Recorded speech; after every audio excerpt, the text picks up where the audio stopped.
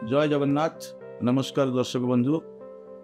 आज आम एक विषय वस्तु पर आलोचना कर प्रत्येक समय आमर यही गवेषणा ज्योतिष चैनल तरफ आपन को विभिन्न प्रकार विषय वस्तु पर आलोचना करूँ।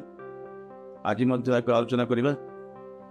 आज जे विषयटी आलोचना करवा निज उपर आत्मविश्वास बढ़ाइबे केमिति। निज उपर आत्मविश्वास कहला गले केते आसे जेते बहुत काम कर प्रचेषा कर प्रचेषा सत्वे बहुत क्षेत्र में आपण सक्सेस होना से मानसिक चापग्रस्त हो कारण किसी द्वंद्व उपजिले से गोटे कारण हो पारे।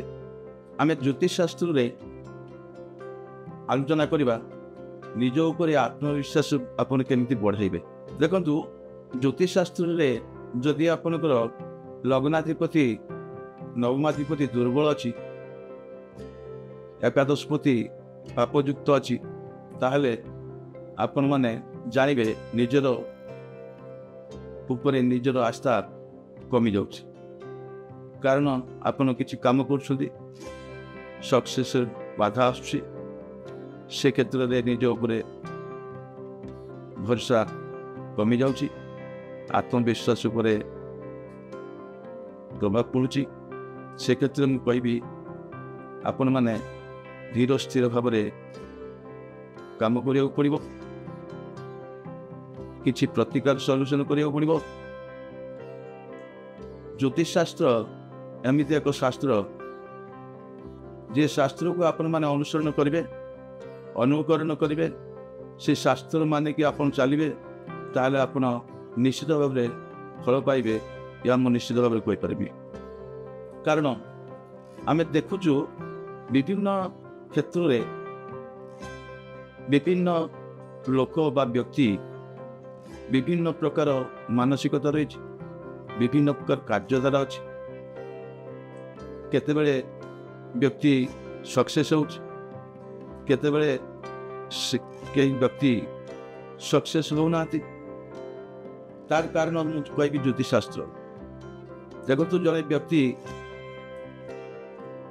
समस्त कार्य धीर स्थिर भाव में समापन करने को जाऊँ शेष रिजल्ट कार मिलूँ कार मिलूनी से भी कारण अच्छी।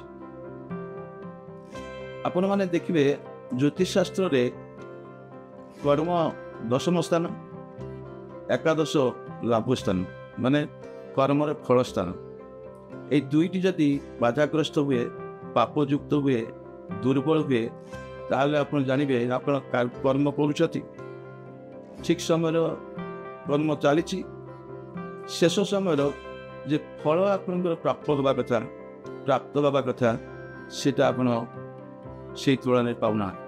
से क्षेत्र में ज्योतिष शास्त्र निश्चित भाव में आपन को गाइड दब जे आपण नवमाधिपतिर प्रतिकार करंट आपण कर्मर फल मिल आपण भाग्य द्वारा आपण कर्मर फल मिल आपणकर जोगसूत्र थिले से क्षेत्र में आपण से नवम अधिपति बा भाग्य अधिपति भाग्य अदृष्ट भाग्य देखा जाए भाग्य एक ईश्वरिक प्राप्त भगवान से उपस्थित रही प्राप्त करती से हूँ नवम स्थान। आउ नवम स्थान आपणकर पूर्व पुरुष स्थान से क्षेत्र में यदि पापग्रस्त है आपण द्वंद्व उपजीव आप क्षेत्र में आपण पाइबारे असफल हे से क्षेत्र में मुझे कहबी आपंकर नवमाधिपति को प्रतिकार कर दिखाँ शेष फलटा आप प्राप्त हो पाई। आउ एक कारण जदि लग्नाधिपति दुर्बल है कौन पापयुक्त है ताहले आपण निज उपर आस्था हारी से अनुभव करेंगे। कारण लग्नाधिपति आप निजे निज उपर आस्था हर जावाई तार प्राधान्यता अच्छी। लग्नाधिपति दुर्बल आप निज उपर निजर आस्था हर भी स्वाभाविक। से क्षेत्र में आप लग्नाधिपति प्रतिकार करने आवश्यकता अच्छी। जदि लग्नाधिपति प्रतिकार करेंगे ତାହେଲେ ଆପଣ ନିଜର ଉପରେ ଆସ୍ଥା ରହିବ, ନିଜେ ଯାହା କରିବାକୁ ଯାଉଛନ୍ତି ପ୍ରଚେଷ୍ଟା କରୁଛନ୍ତି ତା ଉପରେ ମଧ୍ୟ ଆପଣଙ୍କର ଭରସା ରହିବ। ଆପଣ ଶେଷରେ ଯାଇକି ଫଳ ପ୍ରାପ୍ତ ହେବ ଏବଂ ଆପଣ ସକ୍ସେସ୍ ହେବେ। ଏ ହେଉଛି ଆମର ଜ୍ୟୋତିଷଶାସ୍ତ୍ରର ନିୟମ, ଜ୍ୟୋତିଷଶାସ୍ତ୍ରର ସୂତ୍ର। ଆପଣ 2ଟି ଗ୍ରହକୁ ଶାନ୍ତ କରିବେ। ଲଗ୍ନାଧିପତିକୁ ପ୍ରଥମ ପ୍ରାୟୋରିଟି ଦେବେ, ନବମାଧିପତିକୁ ସେକେଣ୍ଡରେ ପ୍ରାୟୋରିଟି ଦେବେ।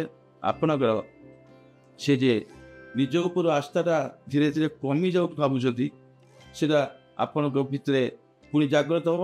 ପୁଣି ଆପଣ ଭଲ ଅବସ୍ଥାକୁ ଫେରି ଆସିବେ। ନିଜ ଉପରେ ଆସ୍ଥା ରହିବ, ଆପଣ ସମସ୍ତ କାର୍ଯ୍ୟ ସମ୍ପାଦନ କରିପାରିବେ ଏବଂ ଶେଷରେ ଫଳ ବି ପାଇପାରିବେ। ଆଜି ଏହି ବିଷୟରେ ଆମେ ଆଲୋଚନା କଲୁ।